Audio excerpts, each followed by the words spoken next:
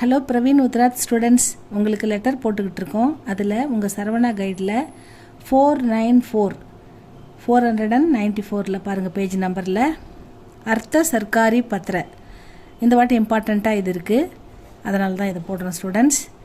அர்த்த சர்க்காரி பத்திர Demi official letter, அர்த்த சாஷ்கீய பத்திர அரசு அலுவலக கடிதம். பரிச்சை வ பிரயோக் அறிமுகம் மற்றும் உபயோகம் பார்க்கலாம். सरकारी अधिकारियों के बीच अनौपचारिक रूप से विचारों के आदान प्रदान के लिए अर्थ सरकारी पत्र का प्रयोग किया जाता है. இது எதுக்கு பயன்படுது இந்த கடிதம் அப்படின்னா, சர்க்காரி அதிகாரியோங்கே பீச் அரசு அதிகாரிகளுக்கு இடையில், அவங்க ஒரு அதிகாரிகிட்ட இருந்து இன்னொரு அலுவலகம், தலைமைச் செயலகத்திலிருந்து மற்ற அதன் கீழ் செயல்படுகின்ற மற்ற கிளை அலுவலகங்களுக்கு அதிகாரிகளுக்குள், அதாவது அரசு அதிகாரியும் கே பீச் அவங்களுக்குள்ள அனௌபச்சாரிக் அப்படின்னாக்கா அஃபிஷியல், அதாவது அஃபிஷியலாக இல்லாமல் அன்அஃபிஷியல் அல்லது இன்ஃபார்மல் அப்படின்னு எடுத்துக்கலாம். ஃபார்மலாக இல்லாமல் இன்ஃபார்மல், அவங்களுக்குள்ள கருத்து பரிமாறிட்டு அதுக்கப்புறம் தான் அஃபிஷியலாக அதை அவங்க கருத்துக்கெல்லாம் கலந்து ஆலோசித்து ஒரு முடிவுக்கு வந்த பிறகு ஒரு தீர்மானத்தை வெளியிடுவாங்க. அதுக்கு முன்னாடி அவங்களுக்குள்ள கருத்து பரிமாற்றம், அவங்க கருத்தை சொல்லி எது கரெக்டுன்னு முடிவு எடுப்பாங்க. அது அந்த கருத்து பரிமாற்றத்திற்கான கடிதம் தான் இது. அனௌபச்சாரிக்னா இன்ஃபார்மல், அன்அஃபிஷியல் அப்படின்னு சொல்ல அர்த்தம். அன்அஃபிஷியலாக அனுப்புறது தங்களுடைய விசாரணை கருத்துக்களை. ஆதான் பிரதான், அதாவது கிவ் அண்ட் டேக் பாலிசி, அதாவது லேனா தேனா, இது தேனா, இது லேனா அப்படின்னா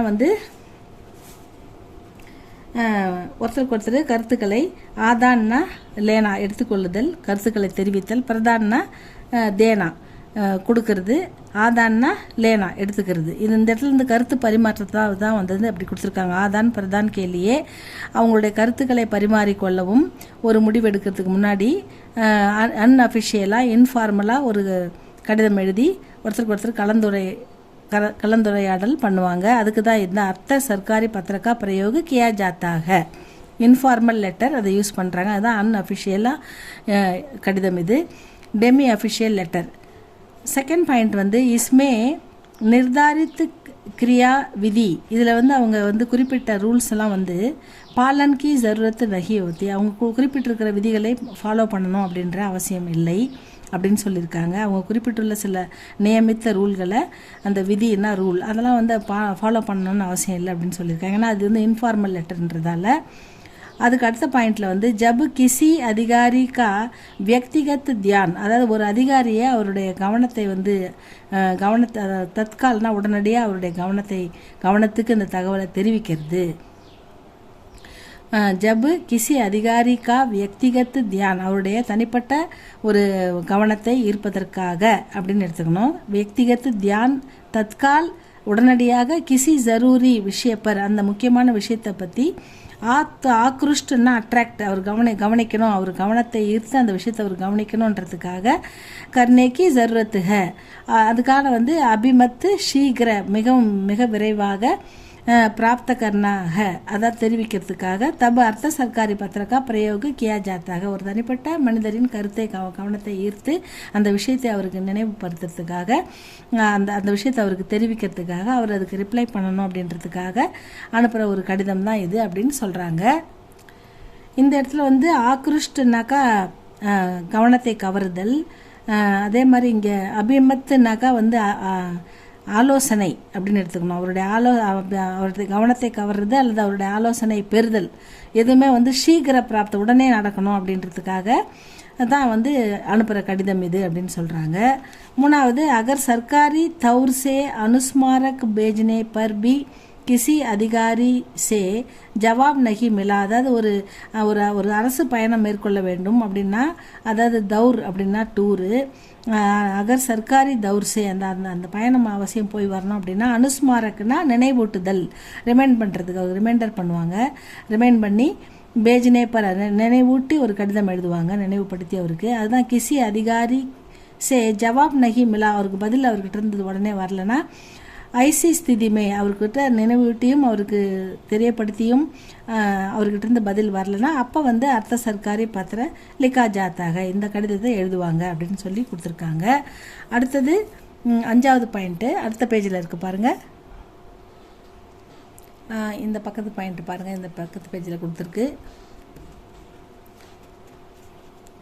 5வது பாயிண்ட்டு यह व्यक्तिगत रूप से किसी अधिकारी को उसके नाम लिखा जाता है. இது வந்து ஒரு தனிப்பட்ட அதிகாரிக்கு அவரது பெயரில் அனுப்பப்படும் தனிப்பட்ட கடிதம்.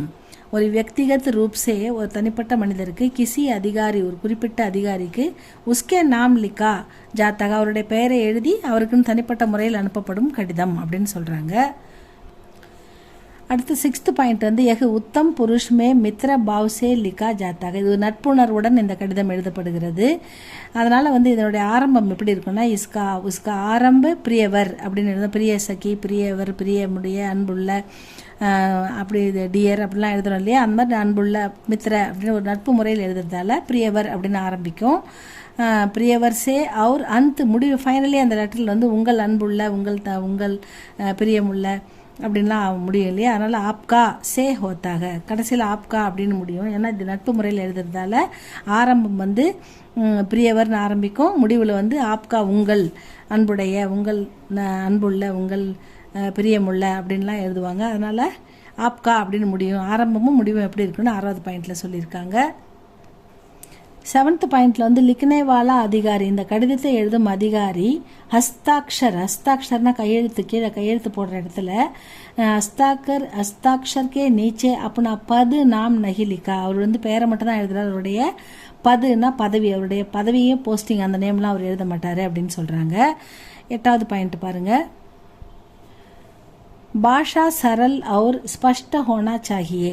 மொழி வந்து மொழி நம்ம எழுதுகின்ற அந்த மொழி வந்து தெளிவாகவும் சரல் எளிமையாகவும் ஸ்பஷ்டன்னா கிளியர் கட்டாக இருக்கணும், எந்த குழப்பமும் இல்லாமல் தெளிவாக ஒரு விஷயத்தை குறிப்பிட்டிருக்கணும் அப்படின்னு சொல்கிறாங்க. அதான் பாஷா சரல் और ஸ்பஷ்ட होना चाहिए.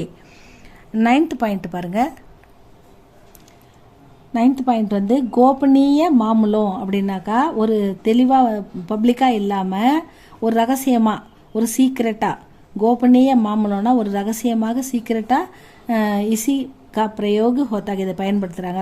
ரகசியமாக சீக்கிரட்டாக தங்களுக்குள்ளே மட்டும் இதை வந்து பிரயோகிக்கிறாங்க அப்படின்னு சொல்கிறாங்க. ஏன்னா இது வந்து இன்ஃபார்மல் அன்அஃபிஷியல் அப்படின்றதால அவங்களுக்குள்ள பர்சனல் அப்படின்னு கூட நீங்கள் எடுத்துக்கலாம். கோபனீய மாமூலம்னா பர்சனலாக ரகசியமாக அப்படின்னு அர்த்தம். இசி கா பிரயோக ஹோத்தாக இதன் பயன் இருக்கும் அப்படின்னு சொல்லிட்டாங்க. அவ்வளோதான் ஸ்டூடெண்ட்ஸ்.